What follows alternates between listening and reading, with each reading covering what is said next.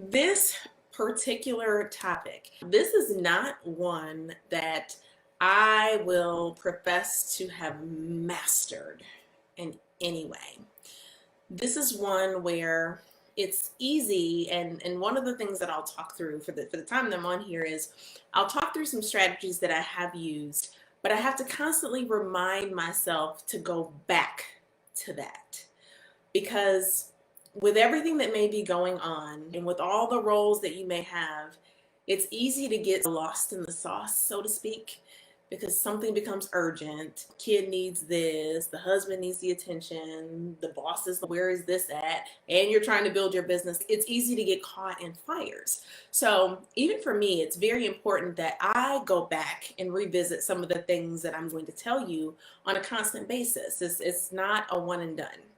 And I will tell you this too, while you're in your place of being excited and ready to be fully your own boss and never have to answer to anyone else, and that is a beautiful thing, it is wonderful, just know that when it comes to time, if you are telling yourself, okay, when I'm no longer at that job, I will have the complete time that I need to give to my family, to give to my husband, to give to my business.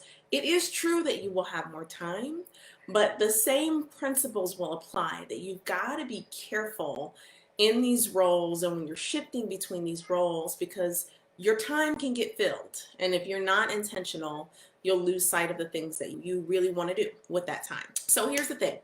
When it comes to shifting between being a mom and then jumping into entrepreneur world and then jumping into being a wife, the thing that I've found most helpful is being intentional going into the shift. So let me tell you what I mean. The times when I do feel like I've intentionally made my shift and I do feel like, oh yeah, good, I got this under control, like things feel good, like, whoo, feel like Superwoman, even though I'm not. Those times are the times when I've intentionally said, what one thing do I need to really accomplish while I'm in this particular role, while I'm playing this person? One thing that completely moves the needle do I need to accomplish? Sure, I've got a bunch of things on my to-do list, but what one thing just really moves the needle? And when I consciously think about that, going into my whatever that role is going to be, if I'm transferring into being a mom, transferring into being a boss, leading my team, whatever it is, then I find that I can go into that role and go and know that, all right, I just need to get this thing done. And when it's done, I feel like I can relax. Okay, it's time for me to go be mom. Okay, it's time for me to go and Netflix and chill with my husband, whatever it is. But when I go into that next role, not necessarily having determined what was success for me while I was in the role before, and I hope you're following me. So if you're following what I'm saying, just drop in the chat that you're following. But when I go and let's say decide to be, all right, I'm gonna go and be a wife for the evening, chill with my husband, all this other stuff, but I never set my intention, excuse me, on what was important while I was in that role of being a boss. So like if there was something that I knew I needed to get done that day, but I maybe carried it on the last of my list, but I never thought about the fact that that was the most important thing to get done. Then when I have to shift into that role, I've got a million other things on my mind, right? The things that I didn't get done, the things that were important, how I spent my time. Maybe I feel like I wasted my time because I didn't get that thing done. If I thought about it when I was shifting into that role, maybe that was when the day started.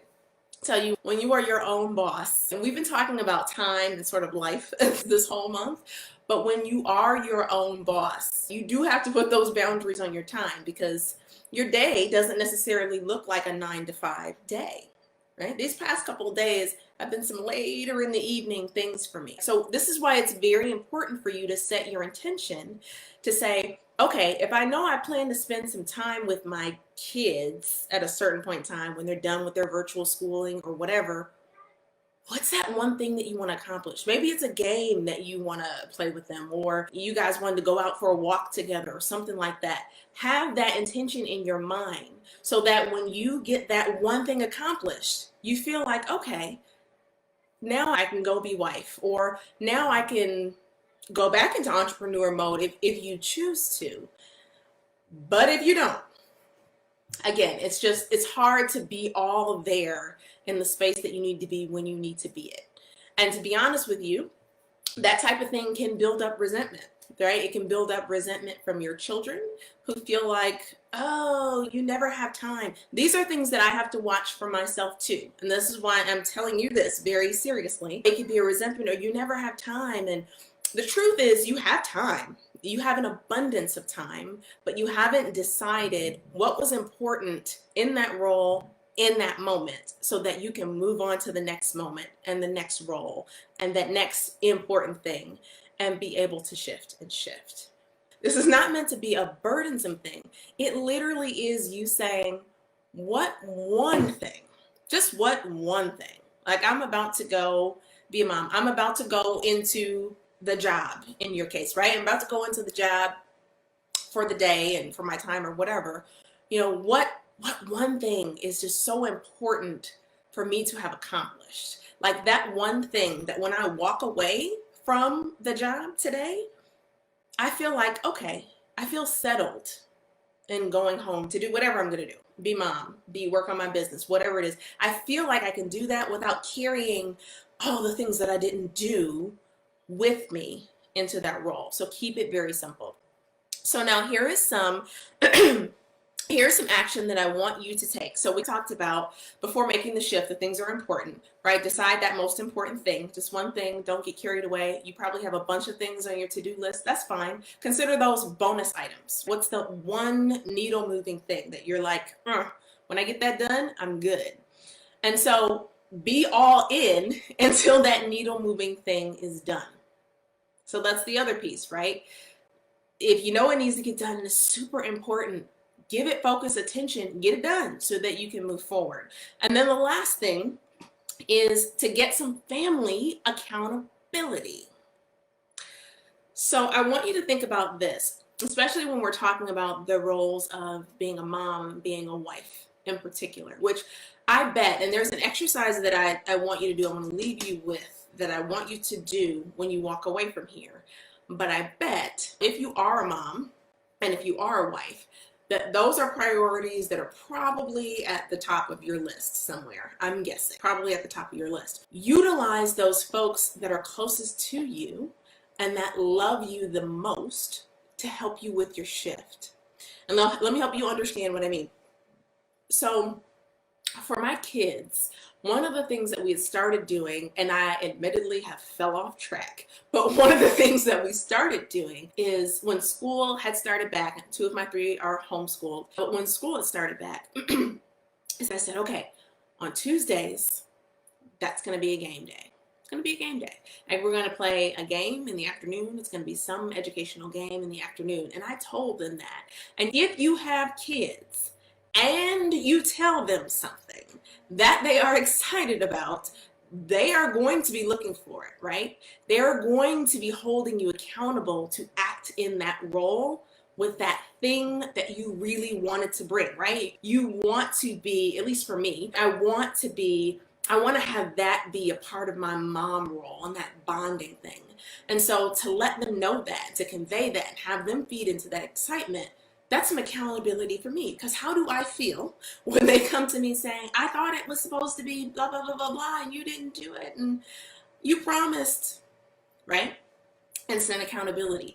Same thing if you're a wife. Now, I know there's not like a whole lot of options here with COVID. However, there are a lot of things that can be done in the home. I won't go too far. But when it comes to being that spouse, hey, we're going to do our own sort of date night thing here. We're going to do our own sort of like bath thing on this day or whatever it is. But involve your spouse in that accountability to that role and how you want to be in that role and how you want to play in that role. You don't have to be in it alone, right? It doesn't have to be a struggle alone. And so often it's easy for us, especially as women and as ambitious women, to feel like, all right, well, I know I got to be this person and this person, and I'm going to do it. I'm going to do it well. Even if it means I have a breakdown every once in a while, I'm going to do it. It doesn't have to be that way. So allow your family to come in and help support you with that. Okay. All right. Now here's the action that I have for you. And then I'm going to go away here.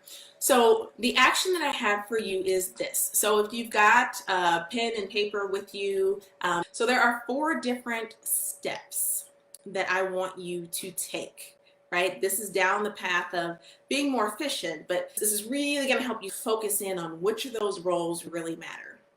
So here's what I want you to do. First thing, I want you to list out all of the roles that you are currently playing. And I want you to list them out in detail. So mom, okay, that's fine. Wife, okay, that's fine. But especially when it comes to things like if you're active in your community, if you do something on a church board or you're on a nonprofit board, whatever it is, be detailed with those different roles that you're playing.